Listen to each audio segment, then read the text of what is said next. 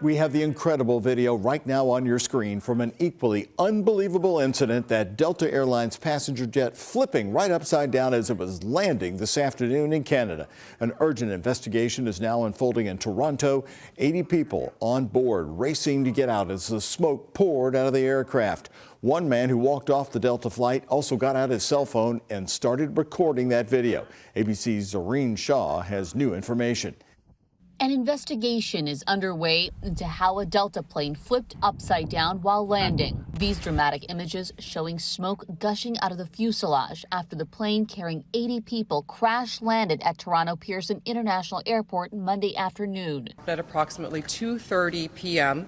is Delta Airlines Flight 4819 from Minneapolis to Toronto, operated by subsidiary Endeavour Air, was involved in a single aircraft accident upon landing at Toronto Pearson. We are very grateful that there was no loss of life and relatively minor injuries. We just had a crash on runway 23 here.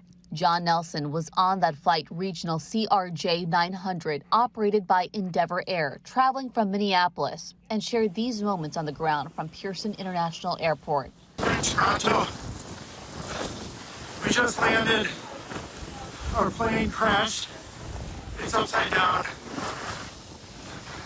Fire department's on site. The airline activating its passenger inquiry center for loved ones of passengers in the crash to be able to connect with Delta to get more information. Emergency crews rushed 17 passengers to nearby hospitals, including one child. A man in his 60s and woman in her 40s were critically hurt. No one was killed. Passengers escaped the aircraft as smoke came out of the plane. Just so you are, there's people outside walking around the aircraft there.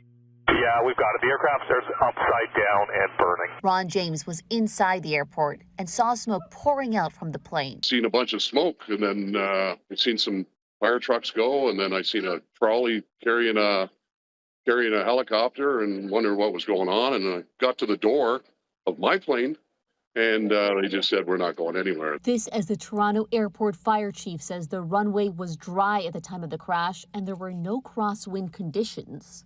Zohreen Shah, ABC News Los Angeles.